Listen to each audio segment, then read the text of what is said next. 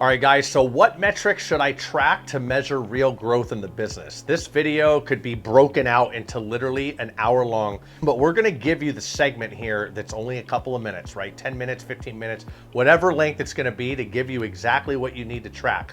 Now, if you're on YouTube, we'll have a link in the description. If you're on chriskraze.com, KRISKRAZE.com, under tools section, that's where this video is included. In our entire series, we have different resources underneath. I don't want to talk about exactly what they are, but there's resources there that will help you understand these better as well. So what are we going to be talking about on this video, right?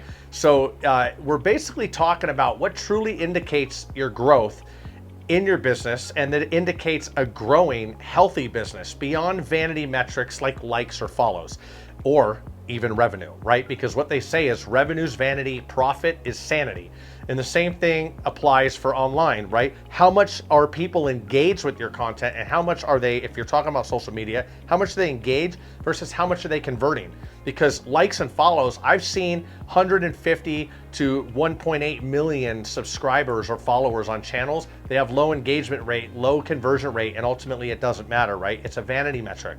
I would rather have one that's lower, but that I have a solid group. Maybe they're not liking, they're not commenting, they're not hearting things enough, but ultimately they're converting, or those are the eyeballs that I want to be in front of, so that when I do make an offer, they're the ones that are going to act most and I get a higher return on my offer. There's guys with 5,000 subscribers that are making $5,000 a week on those subscribers versus accounts that have 1.5 million that are making, you know, maybe 1,000 a month or nothing at all because they're not even putting an offer out there, right? So let's talk about what gets measured so that we can talk about what needs improvement if the metrics are low. Key growth metrics, depending on your business type, are going to be revenue growth rate. What is your revenue growth rate? What's the revenue at one point to what's the revenue at another point? If it's not going up, if there's not, you know, spikes in it, then there's a problem. Now, at least for one of my businesses, and I'm going to talk general here so I can apply to most of the audience, but ultimately what I see in revenue growth of one of our businesses and sales is during the year, it goes up. And then we get to November and we have a drop. Right now, it's ironic because normally you pick up in November. A lot of businesses do with Black Friday, things like that. They're buying for Christmas. We're in specific industries where that's not the case. People are focusing more on personal things than they are on business things that are a need or that are a want or a desire versus a need. Some of the stuff that we sell in some manufacturing that we do is a want. It's not a need for the business, it's a want. And so what happens with wants? Well, customers, they focus on, I want this for my family. I need to provide something for my family so that I can have Christmas, that I can do New Year's, so on and so forth, so that we have certain things dip during those times of the year and they don't pick up until Q2 of the new year. So we'll see growth go up, but then it comes down, and then it goes up, and then it comes down. Your business may be different. It's not all going to be the same, but overall, from when you start to forward, you should have an increase in revenue growth year over year. What I will point the picture on this is this. Even though we go up and come down, I could take this year versus last year versus the year before, and we will have been doing better every year. There's revenue growth there, and that's what you should be focusing on. Net profit margins. What are the net profit margins of your business? You should know that as well. We have this in the resource guide below, but the net profit margins is the net profit. You're not looking at revenues, you're not looking at anything else. You're looking at net profit and margins based on products, individually, also products across the board.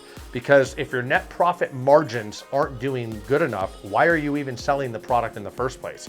We talked about this on a couple videos ago in the same series.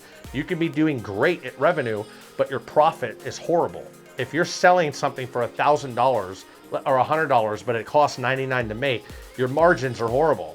1% margins on that, it's horrible. That's not good. It's not a profitable business. There are specific profit margins that are general for specific industries, and you should be aware of those. What are they? Are they 20%? Are they 25%? Are they 50%? A lot of businesses that I have, we actually increase profit margins. Why? Because we went virtual. Instead of having an office that I paid for with staff in there with, you know, people that are, I have to pay workers' comp, I have to pay insurance, I have to pay state taxes on them. I had an office there because I thought that that's what made me a business, that made me important. We got rid of that. I have people that are bilingual now. They're working for $10 to $12 an hour. They're ultimately able to handle the phones almost 24/7, handle all the problems, and I'm managing the entire business from WhatsApp. Meanwhile, I have my whole team behind me that I have other platforms that I use. Some I've created, some I have not. And ultimately, some of those within the US, many of them around the world. I have over 400 people working for me around the globe with all of my companies. Why? Because I've known where to get certain people at the right focus, at the right mindset, at the right credibility, understanding how good are they at what they do. Do they know exactly what they're doing? Are they experts at it? Yes, they are, versus what I found in my local market. Unfortunately, we teach this in one of our programs, Virtual Scaling Accelerator, and you can get access to this too. It's in the group. However, what I'm talking about here is all of this plays into your margins, right? So what are your margins on the products over across the business and with each product? You should know that. I have got some of these companies up to like 80% margins, 85% margins, because we've done some of the consulting within the business. We've refined things, we've outsourced stuff, we've done all that, right? And we teach the same thing in those programs. Now, customer acquisition cost. What is the cost to acquire a customer, right? Your entire cost of all your resources. What does that cost? Your marketing, your customer service, the phones, all of this. You should have an understanding of every customer. What is the cost to acquire a customer? Where people can fall into a rut with this is they have somebody that's on the phones, they're getting 25 an hour, let's say for easy numbers. There's an hour that they're on the phone to get this customer to come into the business, right? $25 is spent right there. Well, if they're selling the customer, and this is very dumb numbers, if they're selling the customer a $30 product, you technically have $5 of profit on that product once it's sold, right? But if you have your marketing and your marketing is $10 to get that customer on the phone with the person, you're at a loss of $5 for every customer that comes into the business. You may look like you're doing well and the revenue's there, but you're not accounting for the time and everything else, the cost to acquire a customer. And ultimately, you're going to shoot yourself in the foot and you're not going to be profitable. So you need to know what's the hard cost to acquire a customer. We'll have other videos either on the channel here or on the website that talk just about this. What's the formulas? What's to take a look at? What's included? What's not included? All of that stuff. We're just running a high level overview of all that here. The next thing is going to be LTV, the lifetime value of a customer. From when the customer comes in, all the way until now, what's the lifetime value of that customer? Are they coming back to buy more products? If they come in and they buy one product, but then they don't buy anything else, well, then the lifetime value of that customer is what they purchased within that time frame. But if they are on a subscription-based model, if they did a hard cost where they bought something, a product, then they went into a subscription model of the services or anything else, and then they bought something later on, you add all these up. Very simplistic. You add them up. This is the lifetime value of the customer. And you have to understand this as well, because certain equations come into play when you have lifetime value customer, cost to acquire customer, margins. We talk about that in another video. Now, conversion rates at each funnel stage. This is the next item. What are the conversion rates? It's simple. When it breaks down to this, you run ads, you're going to pay a certain amount for your ads. You're going to get so many people that land on that landing page, the funnel. Then they're going to enter their email. They're going to come into the funnel.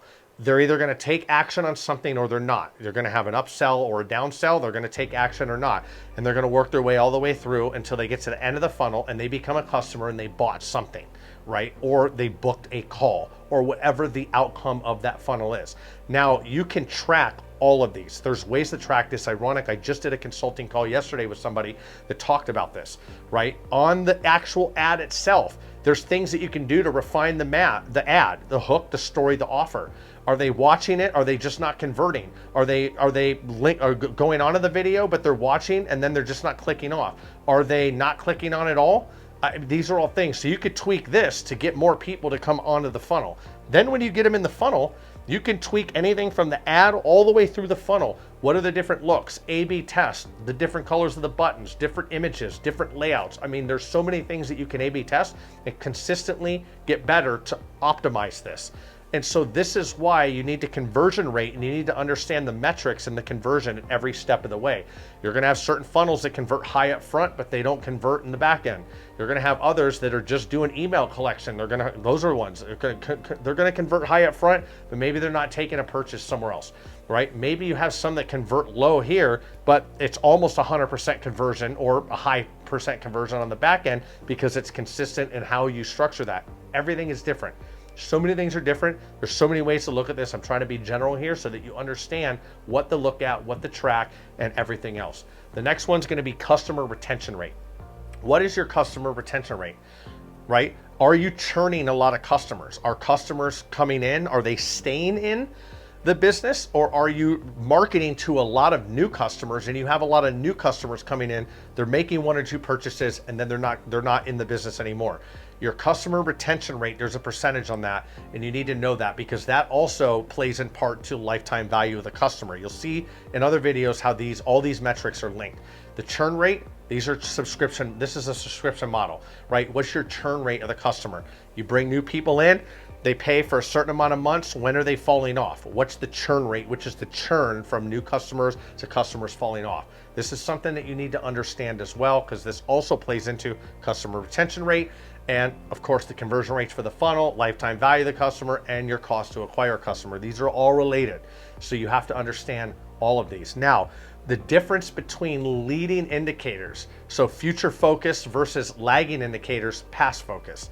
You need to see what are your past focused indicators? What happened last year? What do we learn from last year, and how do we use that for next year? There's numbers that go along with this. There's projections. You should be getting better every year. Every year you should be getting 20 to 30% better or more, right?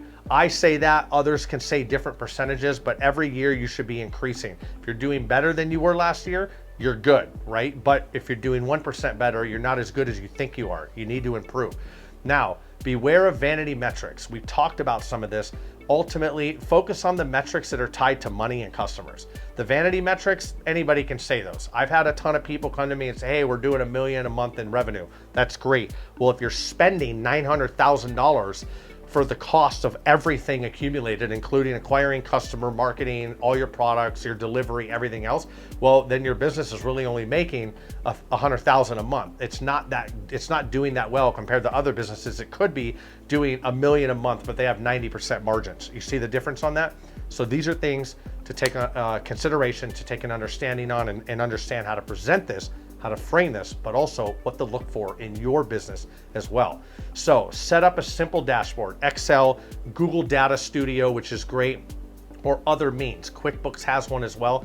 These are things that you can look at. You can get simple data, look at the data, revisit this every month. Make sure you're looking at it every month so that you're in the know of what's going on and how to tweak things when they start going awry, right? So track these weekly, monthly, quarterly at the minimum. Now, what metrics you can spot? Use metrics to spot problems early, right? Not after the disaster. If something's happening, numbers don't lie. You can see this early on. And this was the basis of loss prevention at the corporate level when I work with some of these companies, is we're able to see what patterns are indicated by the data, what the shrink rate is, what's happening, what does this look like? Wait a minute, we have this many transactions, but these numbers were different this time.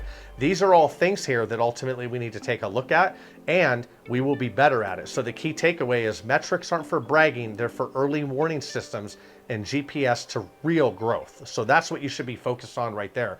I got my alarm going off on the outside, so that means that we need to wrap this video up. Ultimately, what's on the next one? How do I market my business consistently without burning out? This will be one of my favorites as a marketer. I'll see you on the next one.